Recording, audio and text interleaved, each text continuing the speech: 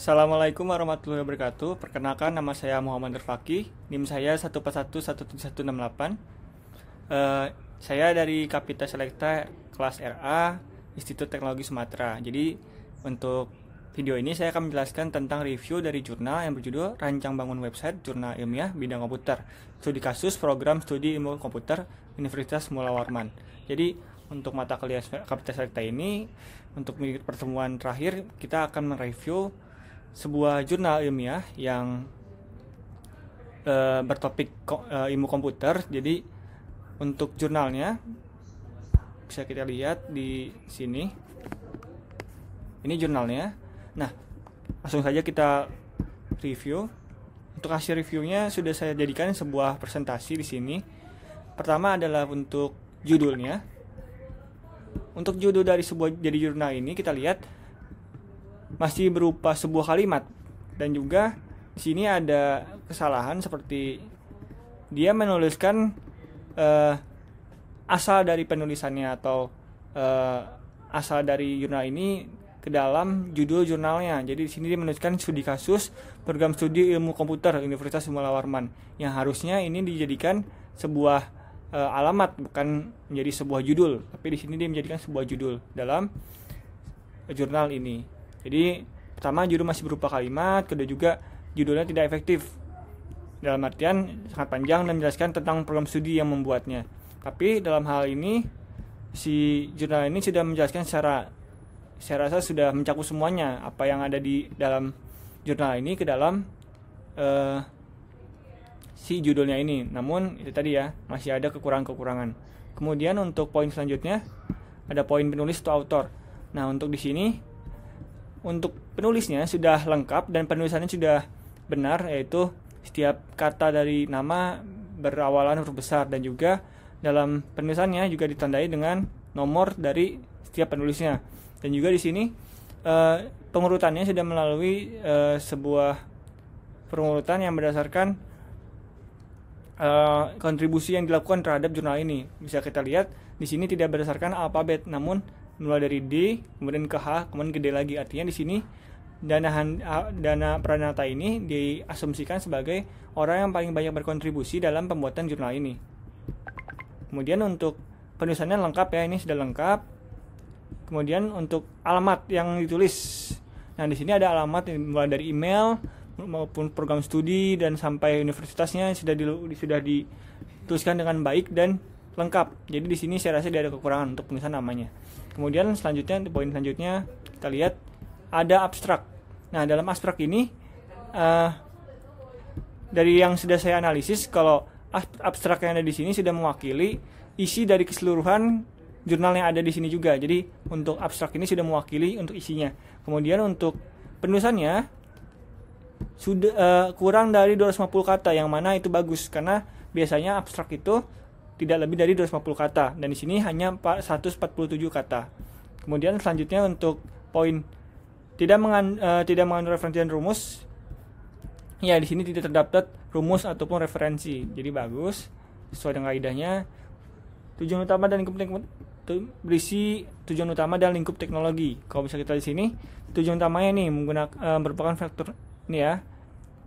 Tujuan utamanya adalah merancang aplikasi konten management system berbasis web, bla bla bla. Dan ini merupakan perujukan dari penulisan jurnal ini. Jadi termasuk. Kemudian untuk lingkup metodologinya, ya metodologinya disebutkan juga di sini, digunakan UML dan lain-lainnya di sini disebutkan. Jadi untuk poin ini terpenuhi. Kemudian ringkasan hasil serta kesimpulan utama terpenuhi. Nah, untuk ini ya, ringkasan hasil. Nah, ini adalah ringkasan hasilnya, dan ini berarti terpenuhi juga. Poin ini terpenuhi, dilengkapi kurang dari 5 keyword.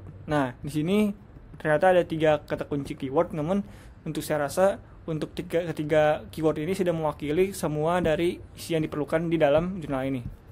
Selanjutnya ada abstrak lanjutannya. Ini ada checklist dari parts of an abstract yang diusulkan oleh Philip Koopman dari Carnegie Mellon University. Nah, di sini ada motivasi, ada problem statement, approach, result, dan conclusion. Nah, dalam hal motivation dan problem statementnya di sini bisa kita lihat kalau di sini merupakan dia memberikan sebuah ini ya, motivasi di sini ada, yaitu faktor utama pendorong pengembangan website jurnal. Kemudian untuk problem statement, nah di sini untuk problem statement, nah ini problem statement yang ingin dipecahkan. Jadi untuk itu di sini ada sudah terpenuhi juga. Kemudian untuk conclusion dan result, di sini terakhir ada sebuah conclusion dan resultnya, artinya untuk hasil dan kesimpulannya sudah dijelaskan di sini juga. Jadi untuk poin ini terpenuhi semua. Yang approach tidak ya, untuk pendekatannya tidak dipenuhi, cuman untuk 4-nya sudah terpenuhi semua. Kemudian selanjutnya ada metode dan eksperimen. Di sini jurnal menjelaskan desain penelitian, eksperimen, dan simulasi. Nah, di sini kita lihat jurnal sudah memberikan sebuah hasil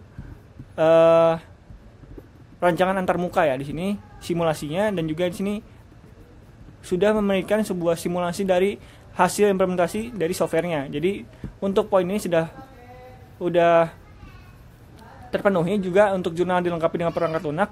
Nah, di sini jurnal juga sudah dilengkapi tadi dengan hasil dari perangkat lunak setelah dibangun. Jadi untuk poin metode atau eksperimen sudah terpenuhi semua.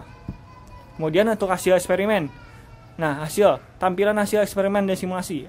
Di sini kita lihat tadi sudah ada hasil eksperimen dan simulasinya sudah terdapat dalam jurnal ini. Kemudian dalam hal analisis dan kaitan dengan analisa dikaitkan dengan tujuan penelitian. Di sini analisisnya kalau kita lihat, nah analisis di sini benar-benar sudah dikaitkan dengan tujuan penelitiannya. Jadi apa-apa yang diingin dapat di dalam penulisan jurnal ini sudah dituliskan dalam analisisnya. Jadi analisis ini sangat berkaitan dengan tujuan penelitiannya. Seperti itu. Jadi ini poin ini terpenuhi.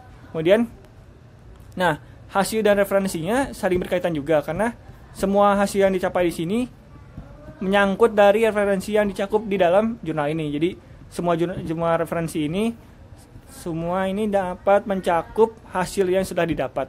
Seperti itu. Kemudian untuk kebermanfaatan hasil dan uji hasil. Nah, untuk hasilnya di sini sudah menunjukkan hasil screenshotnya dan juga menjelaskan apakah halaman itu secara deskriptifnya. Jadi untuk kebermaknaan uji hasilnya saya rasa sudah berhasil, karena dalam pengimplementasian simulasi dan hasilnya sudah dijelaskan juga secara deskriptif. Kemudian untuk kesimpulan bertahap untuk tiap-tiap bagian. Untuk kesimpulannya bisa kita lihat dia dibagi menjadi dua, yaitu pertama tentang hasil yang telah didapat dan juga fungsionalitas dari perangkat lunaknya. Jadi untuk saya rasa untuk poin ini kesimpulannya sudah bagus, karena sudah menjelaskan tentang hal-hal yang perlu saja dan juga secara bertahap bagi bagian yang diperlukan, yaitu dari hasil dan juga fungsionalitas dari perangkat lunaknya. Kemudian selanjutnya ada kesimpulannya. Kesimpulannya kalau kita lihat di sini sudah merupakan ringkasan dari hasil penelitian sudah dilakukan tadi ya, sudah melakukan hasilnya dan juga fungsionalitasnya, juga penekanan pada. Kemudian untuk penekanan di sini bisa kita lihat sini termasuk penekanan. Jadi untuk penekanannya saya rasa sudah berhasil, sudah ada di sini juga. Kemudian untuk jangan langsungkan hal yang sudah jelas, saya rasa tidak ada hal yang tidak jelas di sini. Semuanya hanya berupa poin-poin ini harus disampaikan dalam bab kesimpulan. Dan juga untuk kemudian terakhir arah penelitian berikutnya. Nah, di sini tidak ada arah dari penelitian berikutnya. Padahal di sini hanya berupa rancangan dari perangkat lunak, yang artinya bukan merupakan produk yang sudah final. Artinya di sini tidak ada rencana lanjutan untuk membuat sebuah jurnal lanjutan juga dari hasil yang sudah didapat dalam jurnal ini. Seperti itu. Kemudian untuk ucapan terima kasih atau acknowledgement di sini tidak terdapat ya. Jadi untuk jurnal ini tidak terdapat sebuah ucapan terima kasih untuk siapapun di sini. Untuk itu sebuah kekurangan. Dan terakhir di sini ada referensi.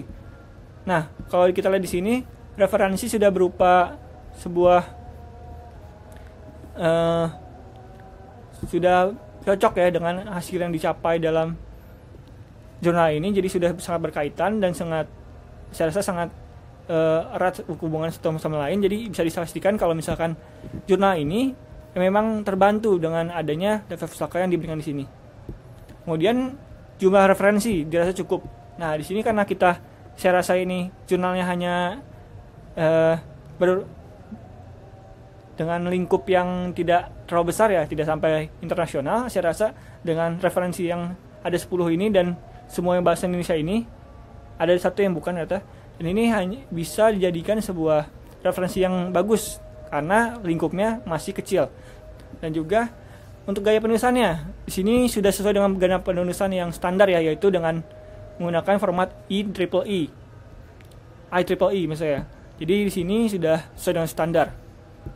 Nah, untuk secara keseluruhannya saya rasa sudah baik dalam penulisan jurnal ini. Hanya saja untuk beberapa bagian seperti di sini kekurangannya adalah ini ya, masih ada sebuah penjelasan tentang asal jurnalnya, padahal di sini harusnya ditempatkan hanya judulnya saja, dan untuk asal jurnalnya ditempatkan di dalam nama penulisnya di sini di bawahnya seperti itu.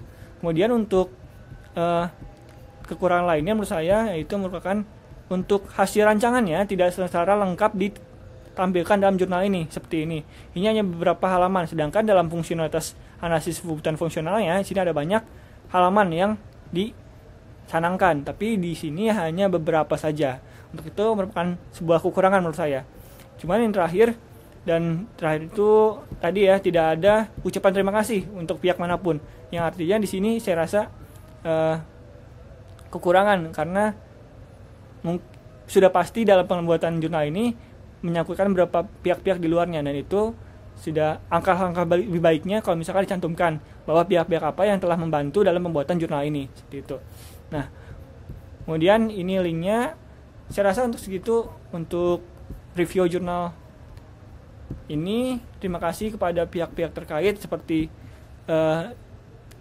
yang membuat jurnal. Di sini ada Ibu Dana Pranata, Hamdani, dan Dina Mariska. Nah, untuk program studi ilmu komputer Universitas Muhammad Al-Rahman yang telah mengizinkan jurnalnya untuk saya review untuk mata kuliah saya, yang mana jurnal ini bersifat umum ya, sudah bisa diakses siapapun. Untuk itu kiranya itu saja.